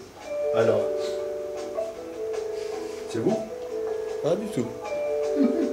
Moi, Comment ça? Non, le projecteur fait pas de bruit. Ah non, non, ah oui, l'autre jour, je suis tombé là-dessus, je dis tiens, c'est rigolo. Chaque fois que je passe le truc là, ça fait de la musique. C'est sympa. Ça c'est des installations donc, de diffusion gazeuse. Je vais pouvoir l'arrêter, ça. Vous coupez le son. Non, non, bah, ça va passer, hein, ça va passer. Et puis ça, ce sont des centrifugeuses. Alors les centrifugeuses, voilà. Centrifugeuses, en fait, c'est des. Comment on fait de la crème là? C'est des. La crème. Des barattes, voilà, c'est des barattes, voilà, c'est ça, on fait tourner, et puis les atomes les plus lourds, ils vont à l'extérieur, hein, c'est bon, hein, voilà, et puis c'est pour ça qu'on arrive à faire l'uranium enrichi. Par contre, ce qui est rudement intéressant, c'est qu'en fait, ça utilise très peu d'énergie. Par exemple, Georges Best 2, on va faire autant d'uranium enrichi avec 60 MW par rapport à 3000. Vous imaginez un peu, c'est fou, hein, c'est vachement intéressant. Hein. Et donc actuellement, d'ailleurs, si vous passez là-bas, vous voyez les réfrigérateurs atmosphériques ne fonctionnent plus, quoi. Hein. D'ailleurs, je pense qu'on va les démolir. Hein. Il n'y a plus de vapeur qui passe les réfrigérateurs atmosphériques de Tricastin. Parce que là, déjà, la première unité de Georges Best 2 est en fonctionnement. Moi, j'espère aller la visiter bientôt. Et puis voilà. Et donc, on fait de l'uranium enrichi pour pas que la France. Hein. On en fait pour plein d'autres gens. Hein. D'accord? Voilà. Et donc voilà, donc à partir de là, on fait des pastilles d'uranium. Donc voici les pastilles d'uranium qui sont dans les éléments combustibles. Donc la pastille d'uranium, je ne sais pas, dommage j'en ai pas une, il faudrait que j'en trouve pour vous montrer. Donc c'est pas très gros. Et ensuite, donc voilà, ça c'est de l'uranium où dedans il y a 96% d'uranium 238 et 4% d'uranium 235. D'accord? Et tout ça, on met ça, on fabrique des éléments combustibles, ça s'appelle des crayons. Donc c'est fabriqué à Romans, tout ça fabriqué en France, hein, pas fabriqué à Taïwan. Hein. C'est Romans sur Isère. Comment? Romans sur Isère. Romans sur, oui, bien Isère, oui, c'est ça. Tout à fait. Voilà. Vous voyez, alors, vous voyez, on le touche, hein, je veux dire, c'est radioactif, mais enfin, c'est pas là, c'est pas très méchant. Hein. Alors c'est très beau, hein, ici, je peux vous dire que c'est beau. Hein. Donc, vous voyez, donc c'est l'assemblage, voilà, c'est ce qu'on appelle un assemblage combustible. Donc, bien, c'est un assemblage. Donc, vous voyez à peu près la dimension que ça a. Quoi. Voilà. Voilà donc, comment il est constitué. Donc, effectivement, donc, on voit ici, une gaine et puis les petits éléments, les petits pastilles de combustible qui sont là-dedans. D'accord? Qui sont ici. Et donc, c'est ce qu'on appelle un assemblage combustible. Alors, une centrale comme Fessenheim, il y a 157 éléments combustibles dans le réacteur. 157 éléments comme ça. Que l'on remplace par tiers tous les ans. C'est-à-dire une tranche nucléaire, à peu près, utilise à peu près une cinquantaine d'éléments combustibles comme ça. Et ça, c'est la source de tous les déchets, c'est la source de tous nos tracas, quoi. Hein. Pas tous les tracas, si on peut dire qu'il y a des tracas. Quoi. Voilà, c'est beau un élément combustible, hein, je peux vous dire, c'est une belle bête, puis ça coûte cher. Hein. Ça coûte cher. Vous avez une idée par rapport de l'ordre du prix? Oui, la notion du prix, ça? Oui. Je sais. Il me semble qu'avant on disait que c'était 5 millions de francs, mais bon, ça fait en euros, on fait quoi? 1 million d'euros peut-être, oui, c'est ça, oui. Oui, sans doute. Oui. L'amener au kilomètre, c'est ça. Comment? Il faut l'amener ça au kilomètre. Oui. Ah oui. Donc voilà. Alors vous voyez, par exemple là, ça c'est un élément combustible neuf qui arrive, qui est inspecté avant de passer dans la piscine, et puis après de la piscine, il ira dans le bâtiment réacteur. Ça c'est une piscine qui est à l'extérieur du bâtiment réacteur. Voilà. Et là, voilà, on voit le haut de la cuve. Alors, vous arrivez à imaginer, non, par rapport à la cuve que vous avez vue tout à l'heure, là. Donc ici, on voit le haut de la cuve. En fait, il y a une piscine à l'extérieur du réacteur, il y a une piscine à l'intérieur du réacteur. Entre les deux, il y a ce qu'on appelle un canal de transfert, c'est-à-dire qu'on prend un élément combustible, on le fait pivoter comme ça, on le ramène dans la piscine du réacteur, ici, on le redresse, et puis ensuite, on va le mettre à l'intérieur du réacteur. Ici, voilà.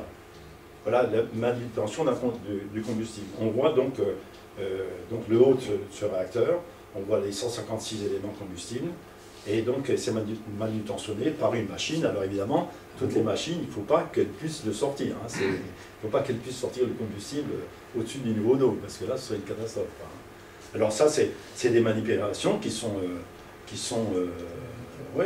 délicates, hein, c'est pas rien. Hein, parce que faut voir quand même que quand un élément combustible est neuf, ben, il est nickel, hein, mais quand il a fonctionné pendant 3 ans dans le réacteur, les guides là, hein, c'est des douilles, hein, c'est pas très costaud, quoi, hein.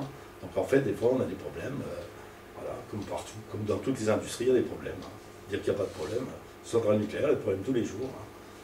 Mais il n'y a pas que là, partout, je crois. Donc voilà, et ça c'est une vue quand tous les éléments combustibles sont dans le cœur, c'est ce qu'on appelle les structures internes supérieures, et les tiges que l'on voit, en fait, c'est les tiges de barre de contrôle.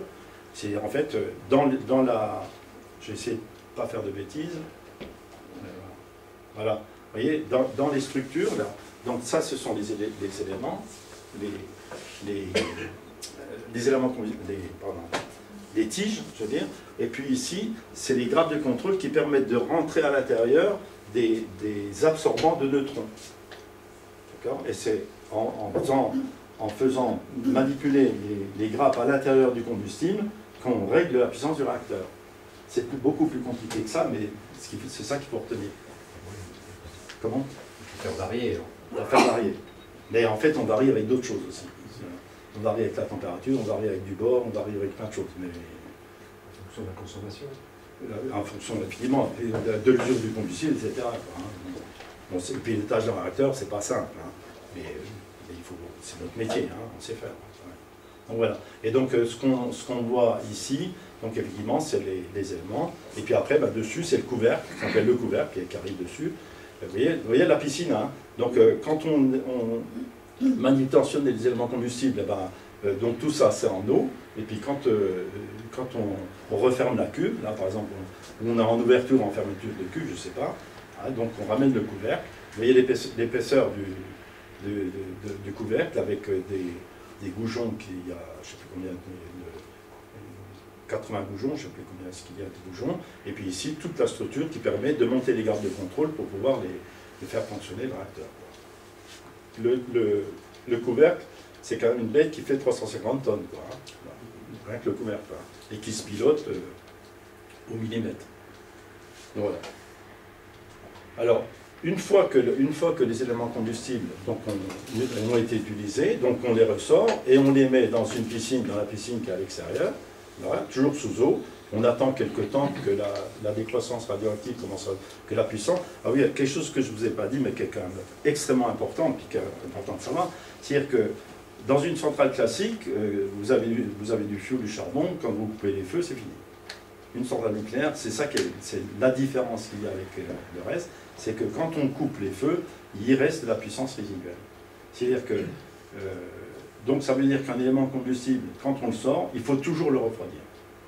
Alors la puissance résiduelle décroît très rapidement au début, mais elle peut rester pendant longtemps. Alors globalement, on garde des éléments combustibles en piscine pendant 6 mois à peu près, et puis ensuite on les envoie à l'AG. Voilà. Et toute la sûreté d'une centrale nucléaire repose à peu près là-dessus, de dire il faut toujours refroidir. Il faut toujours refroidir. Alors donc là, on les laisse pendant un moment dans la piscine, et puis ensuite on les met dans des containers. Voilà, des containers pour transporter les éléments combustibles usés. Là, je ne sais pas où on peut en mettre dedans. Et puis, on les emmène à la Hague. Donc, en fait, même pendant le transport, il faut que ça puisse être réfrigéré. Donc là, c'est de la réfrigération naturelle. C'est plus des puissances qu'on les a qui sont énormes. Hein. C'est des puissances relativement faibles, mais il faut que ça puisse refroidir naturellement. Alors, donc, ensuite, ça arrive à la Hague. Et donc, à la Hague, ça reste encore, je pense, encore un moment, et puis c'est là qu'on va commencer à faire le traitement de ces éléments combustibles. Alors, quand on regarde l'inventaire de ce qu'on a dans l'élément combustible quand il sort. Bon, là c'est des éléments qui sont restés 4 ans, mais c'est 3 ans, c'est pareil. Hein. Donc, alors, on dit quand il sort, ben, il est chaud, oui, il est chaud, hein, et puis il est très radioactif. Donc il contient encore 95% d'uranium résiduel, il contient 1% de plutonium, et il contient les produits de fission, actinine mineure, je vous en parlerai. Bon, je peux en parler, oui, je vais en parler peut-être tout à l'heure. D'accord? Et alors, dans les 95% ici, il y a 1% d'uranium-235 qu'on a envie de récupérer, parce qu'en fait, ça économise du combustible, hein, il est là, pourquoi le perdre? Et voilà. Donc voilà l'inventaire de ce qu'on a dans le... Alors, gardez toujours en mémoire que qu'est-ce que c'est qui est dangereux? C'est ça. C'est ça qui est dangereux. Hein. Le reste, c'est pas dangereux. Ça, c'est dangereux. Donc là, on est à 4%. Vous vous rendez compte? On est à 4% de pas grand-chose quand même. Hein. Donc c'est quand même extrêmement faible. Non, je la dame qui n'est pas d'accord. Non, mais c'est extrêmement faible, quoi. C'est tout petit. C'est subjectif, ça. Vous êtes... Ce que vous dites. Comment? C'est faible. Ou c'est fort. Non, mais c'est tout petit. C'est faible en volume, quoi. C'est faible en petit, volume. parce que c'est petit que... C'est faible en volume. C'est faible en volume. C'est-à-dire que l'élément combustible, vous l'avez vu, hein, s'il était là devant nous, il serait là. Et il y a des pastilles dedans, il n'y a que 4%. C'est quand même pas beaucoup. La question, c'est qu'est-ce qu'elle contient? Non, mais on va y aller. On va y aller. C'est strontium. Non, mais ce sont des déchets. On est bien d'accord. Ce sont des déchets. Et des valeurs qui sont très faibles. Des volumes qui sont très faibles. Je suis bien d'accord avec vous, c'est sûr que c'est très faible par rapport à toute autre industrie, l'industrie chimique, tout ça. C'est pour tout, c'est relativement faible. Voilà. Après, il faut voir le côté dangereux. L'élément 4%, c'est très faible, mais bon, après... Il y a la question des effets. Oui, mais si on sait quoi en faire. Le problème est là. Je sens qu'il va avoir du mal. Hein. C'est le but, c'est le but. Il ne faut pas que ce soit trop facile. On arrête tout de suite, mais non, on va aller jusqu'au bout, c'est sûr.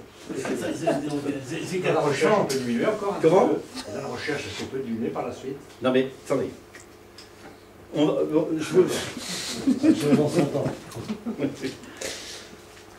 Bon, allez, on continue. Moi, je dis que c'est fait. Voilà. Maintenant, j'ai le droit. Ça fait Non, discuter beaucoup les 4%. Globalement, les déchets hautement radioactifs par famille en France, ça représente une balle de golf. Putain, faut pas dire que c'est beaucoup. Une balle de golf par famille en France par an. Une balle de golf sur la figure, on peut non, mais vous allez voir qu'on sait quoi en faire. Et cette balle de golf, elle n'est pas dans la nature. Il n'y a jamais personne qui s'est retrouvé en présence de cette balle de golf. C'est la patate chaude. Vous êtes...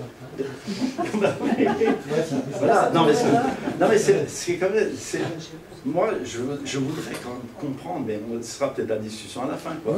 Je veux comprendre, parce que moi, vous savez, je ne suis pas payé pour dire ce que je suis en train de dire. J'ai envie de montrer que finalement, on sait quoi faire. D'ailleurs, vous allez voir qu'on sait quoi en faire. Vous allez voir. Ce que vous essayez de nous dire, en fait, c'est que le zéro risque, quelle que soit la matière utilisée, n'existe pas. Ah ben, ça n'existe pas. La question, c'est comment la maîtriser. Ben voilà, mais on va voir. Je pense vous démontrer qu'on la maîtrise, voilà. Oui, ben c'est comme... Après, vous repartez avec ce que vous aurez envie de... C'est vrai, hein. Donc voilà, pour l'instant, on en est là. Alors, qu'est-ce qu'on fait? Qu'est-ce qu'on en fait? Donc, bon, voilà, j'ai refait un petit tableau. Donc, le 100% ici, URT, donc ça veut dire retraitement, hein. Les produits de fission. Alors, ces produits de fission, on en fera... honnêtement, on n'en fera rien, puis on s'en fout. Honnêtement. Mais vous allez voir pourquoi. Je vais vous dire. Je pense que je vais peut-être arriver à vous convaincre un petit peu. Donc, plutonium, on le récupère, d'accord? Et puis, donc, c'est là-dedans, alors qu'il reste de l'uranium-235. Donc, bon, si on redit en clair hein, l'inventaire, dans 1% d'uranium, de plutonium, donc on récupère à l'AG. Cet URT, donc le retraitement qu'on va voir qu'on le fait en Russie. Et puis les déchets, alors de toute façon on arrive aux déchets, hein, pour savoir ce qu'on en fait, quoi. Hein. Donc voilà, on y arrive. Alors, l'assaut déchets, alors, en fait, ce qu'il faut savoir, c'est que ce qui est vraiment dangereux, c'est ça. Ça, c'est vraiment dangereux. Ça ne veut pas dire qu'il n'y a que ça comme déchets. Dans une centrale nucléaire, forcément, il y a de l'irradiation, c'est-à-dire les neutrons, il y a de l'eau qui circule, elle est irradiée. Dans l'eau, il y a des impuretés, il y a du bore, il y a un certain nombre de choses. Donc tout ça, ça s'active. Et tout ça, il faut le traiter. Donc tout ce qui est, il y a par exemple, les parois, elles s'usent. Donc il y a des parties métalliques qui sont là, et tout ça, ça s'active, et il faut en faire quelque chose. Donc en fait, il n'y a pas que cet élément ultime hein, qu'il y a là, il y a tout le reste. Alors donc en fait, donc il y a des impuretés d'eau, il y a des produits chimiques, il y a tout ça. Donc tout ça, c'est traité quasiment en permanence. C'est-à-dire, il y a des déminéraliseurs, il y a des filtres, etc. Et puis ensuite, eh ben, tout ça, on essaie de réduire les volumes, et puis à un moment donné, ben, on ne peut plus réduire, et puis ben, on en fait ce qu'on va voir, qu'on va en faire maintenant. D'accord? Alors, bon, alors évidemment, ça ne convainc pas. Ça ne convainc pas, mais moi je trouve que 5 grammes, c'est pas beaucoup par rapport à 3 kilos. Un déchet totaux en France, chacun d'entre nous, c'est 3 tonnes. Déchets industriels 2,5, déchets toxiques 100, déchets radioactifs 1 kg et hautement radioactifs 5 grammes. Mais à la limite, c'est ce qui est le plus facile à contenir. Hein. Je sais que vous n'allez pas me croire, mais moi je peux vous dire que c'est ce qui est le plus facile. On va voir ce qu'on va en faire. Allez, vous allez voir. Vous allez voir. Donc bon, ça c'est une autre présentation pour vous montrer ce que c'est. Une autre présentation de ça. Alors qu'est-ce qu'on fait? C'est du tout de 12 kg par an et par habitant. Donc il y a 900 grammes qui sont des faiblement radioactifs. C'est quoi? C'est des tenues qui ont été... Hein, quand on va dans la zone nucléaire, on a des tenues, on a des bottes, on a des surbottes, on a un tas de trucs. Bon, c'est faiblement radioactif. Et ça pose vraiment pas beaucoup de problèmes. Ça peut passer, par exemple, il y a une industrie à Centraco, à Marcoule, on fait de l'incinération, etc. Bon, je veux dire que c'est traité, ça pose vraiment pas beaucoup de problèmes. Bon, il y a des 90 grammes qui sont moyennement radioactifs et ces fameux 5 grammes qui sont très radioactifs. Alors, je le redis quand même que tous les déchets sont isolés, contenus, triés, traités, etc., conditionnés. C'est-à-dire, en fait, ils ne sont pas dans la nature, contrairement à plein d'autres choses. Ils ne sont pas dans la nature. Il n'y a aucune raison qu'ils soient dans la nature. Il n'y a aucune raison qu'ils soient dans la nature. Il n'y a aucune. Je ne vois pas pourquoi ils seraient dans la nature. Quand on transporte un élément combustible, vous avez vu les châteaux de plomb, comment est-ce qu'ils sont. Quand on transporte à Centraco des déchets, ben, je veux dire, c'est des... On ne sait pas dire, il peut y avoir un accident du camion, etc. Bon, je veux dire, tout ça, c'est quand même vu, il y a l'autorité de sûreté, etc., qui s'occupe de ça, quoi. Alors, les déchets sont classés suivant deux critères, l'activité et la durée de vie. Alors, l'activité, bah, c'est par rapport à la... Pardon? Juste par rapport à la réflexion précédente, oui. Ça doit être la seule industrie qui propose des déchets qui sont justement stockés, triés, etc. Sans doute, oui. De manière définitive. Non, de manière propre, on va dire. De manière propre. Ah non, dans la chimie également. Hein, c'est-à-dire, en fait, on s'occupe des déchets, on ne les balance pas, quoi. On s'en occupe, jusqu'au bout. Définitivement pire. Hein. Comment? Dans l'industrie, les déchets qui sont balancés comme ça, c'est encore pire. Hein. C'est pire. Les déchets, non, mais c'est pas radioactifs. Oui, non, mais ça peut pas être. Je veux dire, c'est pour la quantité. Non, mais bien sûr, je veux dire que globalement, il y a quand même.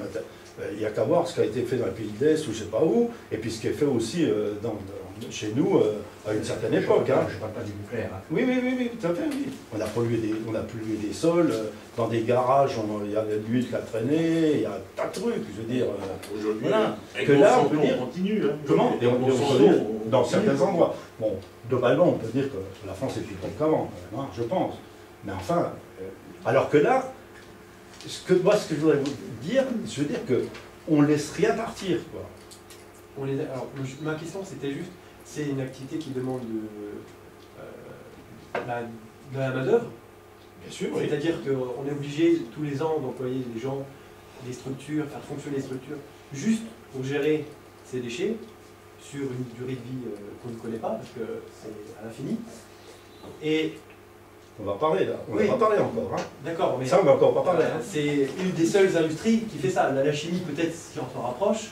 Mais bon, on peut en être fier, on peut quand même en être fier de le faire. Oui, non, mais c'est sans doute un problème qui fait que finalement c'est une industrie qui doit s'arrêter.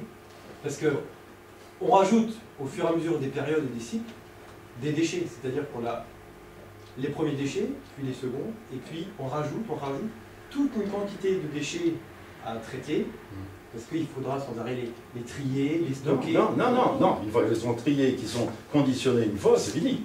Ah bon? Le stockage, il n'y a pas de coût de fonctionnement pour un stockage de déchets? Il y aura un coût de fonctionnement. Ce que je veux dire par là, le déchet, quand il sort de la centrale, par exemple, on parle là, on va rester par exemple sur les plus importants, qui est les éléments combustibles. C'est là que les déchets sont les plus violents, on va dire. Hein. On est d'accord, vous êtes d'accord là-dessus? Oui, non, mais aujourd'hui. Donc aujourd'hui, on va voir jusqu'au bout, au bout de ce traitement. On ne va pas traiter on en encore. reviendra après. Alors. Oui. Non, Mais c'est lié. Bien sûr, mais on Vous va avez parlé de bure et tout Oui, ça. mais là, il faut quand même voir il faut qu'on attende que je dise ce qu'on en fait. D'accord. Encore pas dire encore ce qu'on en fait. Ok. Bon, alors, ils sont traités, on ne va pas aller tout dans le détail, mais globalement, dangerosité, plus ils sont radioactifs, plus ils sont dangereux. Donc c'est une donnée, effectivement, une caractéristique, et puis leur durée de vie, hein, à plus ou moins long terme. Et les durées de vie, c'est ou des durées très courtes, quelques jours, quelques semaines, ou des inférieures à 30 ans, ou supérieures à 30 ans. Donc c'est la limite. Ce qui est inférieur à 30 ans, globalement, au bout de 200-300 ans, il n'existe plus. Hein, ils auront retrouvé une activité naturelle. Si. Oui, mais c'est une période. Oui, elle est longue, non, mais elle est longue, bien sûr qu'elle est longue. Donc il y a une accumulation qui va se faire naturellement sur ces périodes-là. Eh ben, bien sûr, plus on va faire de l'énergie nucléaire, plus on aura. Évidemment. Évidemment. Mais plus on va brûler de fuel, plus on va balancer de trucs dans l'atmosphère, etc. D'accord, hein? D'accord. Oui, non, mais c'est oui, non, mais faut pas. C'est pas parce qu'on a un problème là qu'il faut dire, mais regardez, il y a plein d'autres problèmes. Non, donc il n'y a pas de problème. C'est pas une démonstration valable. Non. Là, c'est la même chose sur les sacs vois. plastiques. C'est le caractère exponentiel Le seul de nos argument déchets. qu'on entend, c'est oui, mais on fait comme ça, on fait pas de CO2. Non, mais ce que je veux dire par là, c'est que simplement, c'est que là, dans l'immédiat, les produits réactifs sont dangereux pour l'homme s'ils sont en présence de l'homme. D'accord? Sinon, parce que vous savez quand même la Terre de quoi elle est constituée, que Non, de mais produits je radioactifs. parle pas de la dangerosité, moi. Oui, non, mais ça Ça parle de mais je la dis simplement que conception si on est économique. si on est capable effectivement de dire j'ai traité mon déchet, je l'ai mis à un endroit où il risque rien, il ne faut pas qu'il se retrouve en présence d'individus. Voilà. Et peut-être que la filière nucléaire est un modèle pour les autres filières. J'entendais parler de sacs plastiques et autres. C'est la seule filière qui recycle, qui tente de recycler, Non, de garder jusqu'au bout. Non, ils ne recyclent pas, ils incinèrent les plastiques déchets qui sont donc ou de Non, mais ils déjà tentent recyclés. de gérer, de stocker Mais jusqu'au utiliser bout les déchets jusqu'au bout. Oui, on les jette. déchets des combustibles, Oui, etc. voilà, oui, Et c'est mais- voilà. Peu font ça. On va jusqu'au bout quand même. Oui. Allez, on va jusqu'au bout. Allez. Bon, donc alors au niveau, donc, ce que je disais tout à l'heure, donc dans le fonctionnement de la centrale, c'est sûr que dans une centrale, je dis, il y a de l'eau qui est contaminée, il y a des gaz qui sont contaminés, etc. Donc tout ça c'est traité par des résines, etc. Et qui font effectivement qui font aussi des déchets. Hein. On va dire qu'il n'y en a pas, hein, bien sûr que oui. Hein. Et donc alors après c'est stocké en fonction effectivement de la dangerosité et de la durée. Voilà. Alors ils peuvent être amputés, ils peuvent être... mais c'est les déchets du combustible qui sont loin les plus actifs et les plus embêtants à très long terme. D'accord? Les structures, eh ben, elles sont les structures... bon, si on parle un petit peu de démantèlement tout à l'heure, je ne sais pas si on aura le temps, après ben, les structures, elles sont traitées dans le cadre du démantèlement, et puis voilà, on en parlera un petit peu tout à l'heure. Alors, donc le premier traitement à l'AG, donc ce qu'on a dit, c'est la séparation donc, du combustible des gaines. Vous avez les pastilles d'uranium qui sont dans les gaines, donc on commence à supprimer, à enlever les pastilles d'uranium des gaines, d'accord? On fait une séparation du plutonium qu'on récupère et qui va servir à refaire du combustible, d'accord? Et puis, le troisième traitement, c'est la séparation donc, des produits de fission. Donc là, c'est vraiment les produits radioactifs, les déchets radioactifs à vie longue et qui sont dangereux. Là, c'est fait à l'arrière. Bon, ça c'est un bilan, on va pas rester là-dessus. Bon, il y a, vous savez, les lois, je ne sais pas si vous savez qu'il y a des lois hein, sur les déchets. On va peut-être passer sur ce. En fait, ce qui avait été décidé en 91 de dire on va faire des recherches sur effectivement le stockage des déchets nucléaires, savoir si on stocke en surface, pas en surface, si c'est réversible ou pas réversible. Et donc il y a eu une loi en 91, il y a eu une loi en 2006. Donc le principe de la réversibilité a été retenu. Maintenant, on en pense ce qu'on en veut. Hein. C'est-à-dire, en fait, il a été décidé que ce sera un stockage géologique profond, donc ce sera Bure, si Bure accepte, mais enfin pour l'instant je pense que c'est bon, hein. D'accord, pour le stockage de déchets à vie longue. Le principe de réversibilité a été retenu. Et le calendrier est le suivant. Donc 2015, dépôt de la demande d'autorisation de création du site de stockage. Donc il y a déjà pas mal d'essais qui sont faits là-dessus, quoi, hein. Mise en exploitation en 2020. Ça, c'est pour la transmutation des actifs mineurs et mise en service du stockage. Alors quand je dis actifs mineurs, c'est un terme barbare. En fait, c'est de l'uranium, par exemple, c'est de l'uranium 235 qui ne s'est pas fissuré. Il ne s'est pas fissuré, comme par hasard. La nature a aussi des anomalies, et ça devient de l'uranium 238. Il est très radioactif, et puis il ne se fissure pas. Il est comme ça, il n'a pas voulu se fissurer, et donc ça s'appelle des actifs mineurs. Il y a du plutonium 200, il peut y avoir du plutonium 240, 140, etc. Bon, je passe sur les détails. Et donc effectivement, c'est des trucs qui nous embêtent un peu, parce qu'on ne les a pas utilisés. On pourrait les utiliser, mais on pourrait les réutiliser que dans des réacteurs 4e génération. C'est pour ça qu'il avait été décidé que pour 2020, il y aura un prototype pour ce qu'on appelle la transmutation. Simplement, c'est qu'actuellement, donc c'est Astrid, c'est un projet de réacteur rapide qui doit se faire à Cadarache. Et puis Cadarache attend toujours d'avoir l'accord du gouvernement pour le faire, alors qu'il avait été décidé de le faire. Donc maintenant déjà, le 2020, il n'est plus 2020, quoi. Alors d'un côté, on dit on veut traiter ces actifs mineurs, on peut considérer des déchets, puisqu'ils n'ont pas fissuré, et puis à côté de ça, on ne donne pas les moyens de le faire. Ce qui est un peu dommage, parce que ça permet, ce qu'on appelle les réacteurs de 4e génération, donc c'est un réacteur de type Cressmanville, qui a fonctionné pendant un temps, qu'on a arrêté, d'accord? Et donc c'est ce qui permettra d'utiliser l'uranium 238. Et l'uranium 238, quand on utilisera, parce que je pense et je l'espère, moi personnellement, même si d'autres ne sont pas j'espère qu'on l'utilisera, l'uranium 238, qui serait le combustible de demain, on en a sur le site français, on a pour 10 000 ans d'avance d'énergie sur notre sol, actuellement. Parce qu'on n'a utilisé que 0,4%, que 0,7%. Le reste, on n'a presque pas utilisé. C'est pas nous qui faisons ces centrales, c'est qu'ils ont fait ça. Comment? Si c'est pas nous qui les faisons, ces centrales. Ah bah c'est les autres. Les bridés? Ah bah, de toute façon, ils ont déjà commencé, hein. Et puis les Russes et les Indiens, hein. Et puis les Américains. Hein. Là, on est en train de perdre du temps, hein, ça c'est clair. Hein. Ça c'est clair. Parce qu'au niveau de la sûreté, je crois qu'on est les premiers au monde, je crois. Ah ben on était, oui. Mais maintenant, il faut continuer. Hein. Voilà. Bon, on continue.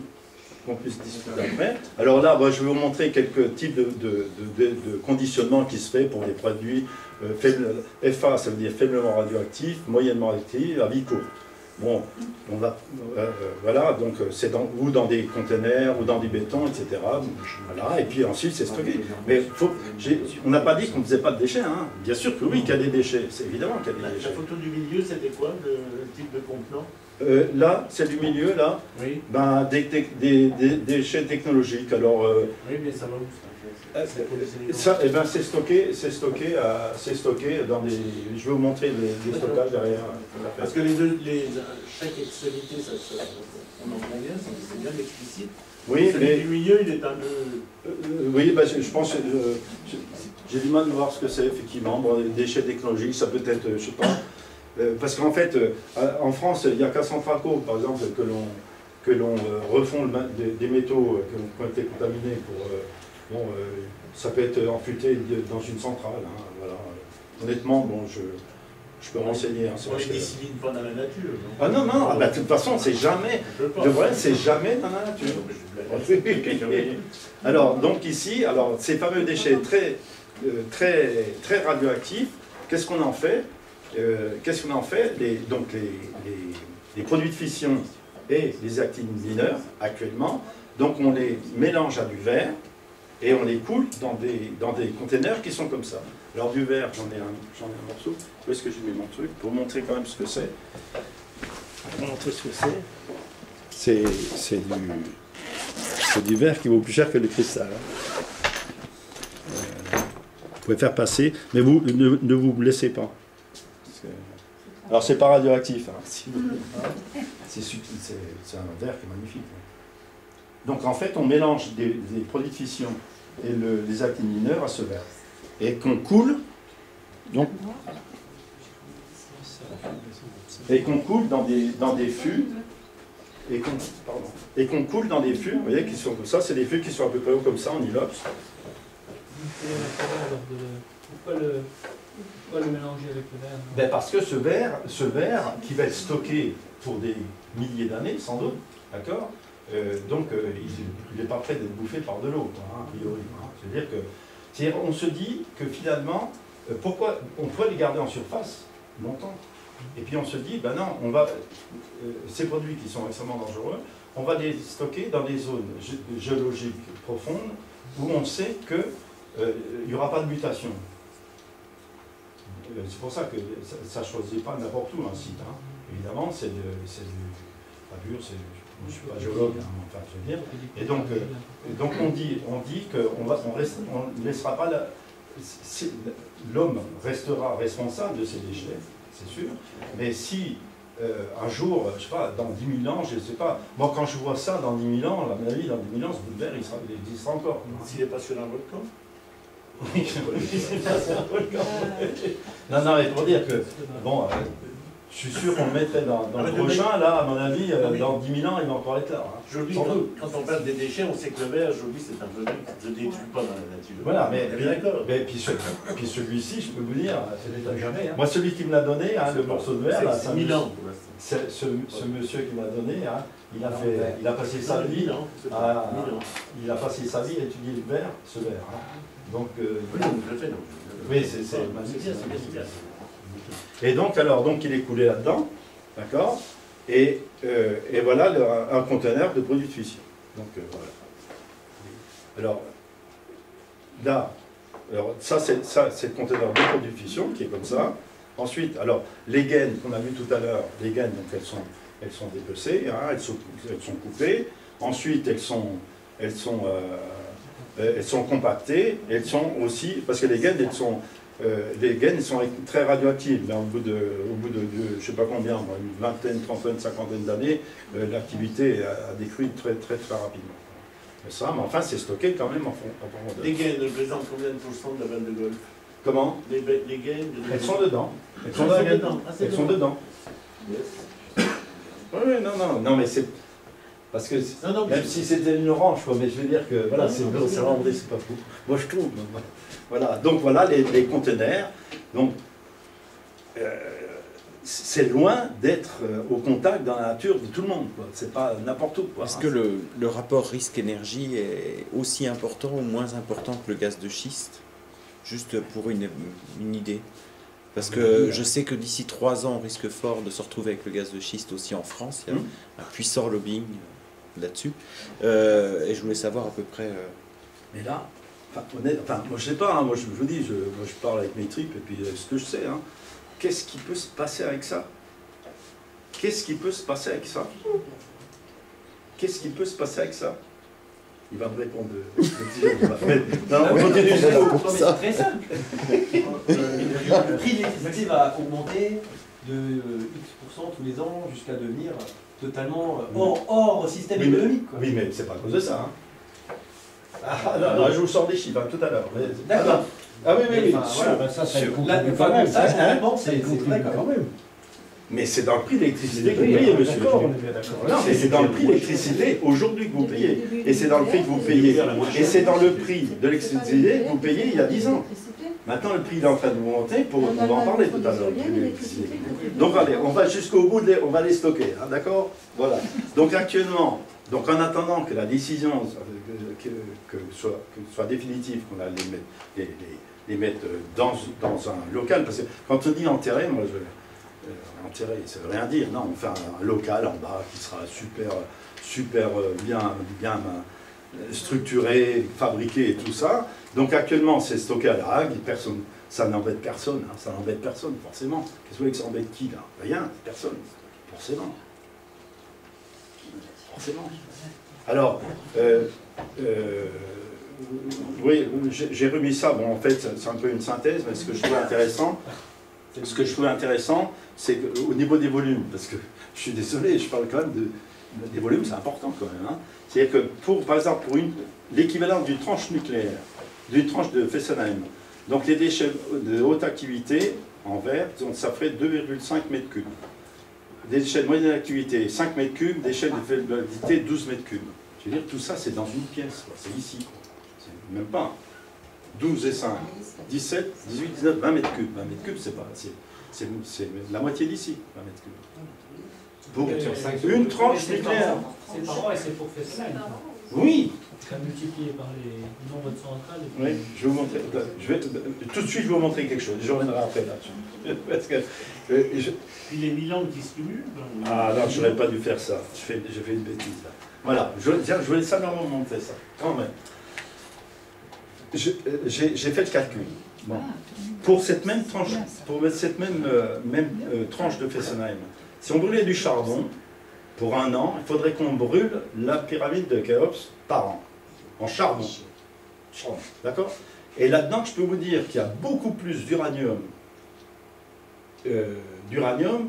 qu'on en consomme dans la centrale. On pourrait faire le même tableau en remplaçant en dessous de l'usine à charbon 0 déchets nucléaires et dans l'autre côté X déchets nucléaires. Je veux dire, ça n'a aucun sens, Si, ce tableau-là.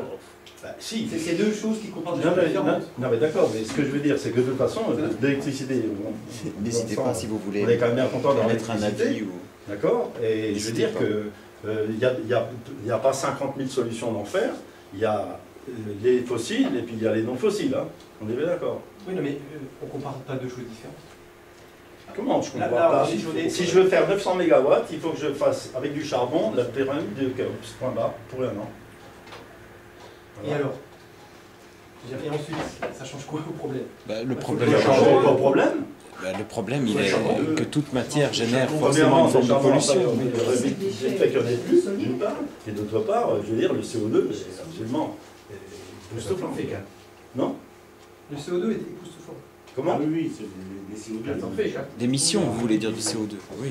Oui, comme avec ça, non? Il y a quelques années, avec le- Donc la solution de le réchauffement climatique, c'est l'énergie nucléaire, c'est ça? Bien sûr que oui. D'accord. La solution, Au niveau du réchauffement climatique, ça fait partie des solutions.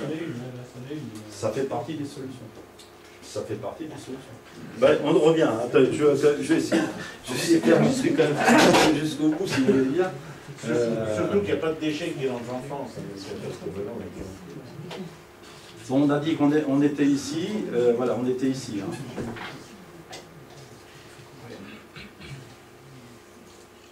Donc voilà, alors donc les gaines, elles sont traitées comme ça. Voilà, on était là. Donc actuellement, c'est stocké à La Hague, et puis donc ce sera stocké sans doute en profondeur un jour. Voilà, on était là. Donc ça, c'est le centre de stockage de l'eau, où il y a des stockages en surface. Donc en fait, comment? À quel endroit? Eh ben c'est à... Je sais pas où C'est c'est. l'aube. Hein? De l'eau. De l'eau, c'est l'aube. Oui, L'aube, Bure, c'est c'est l'aube. l'aube. Mais c'est le niveau de la... Niveau de la... Oui, bah, c'est l'eau est dans le coin, oui. C'est ça. Bon allez, C'est pas dans l'eau. Oui,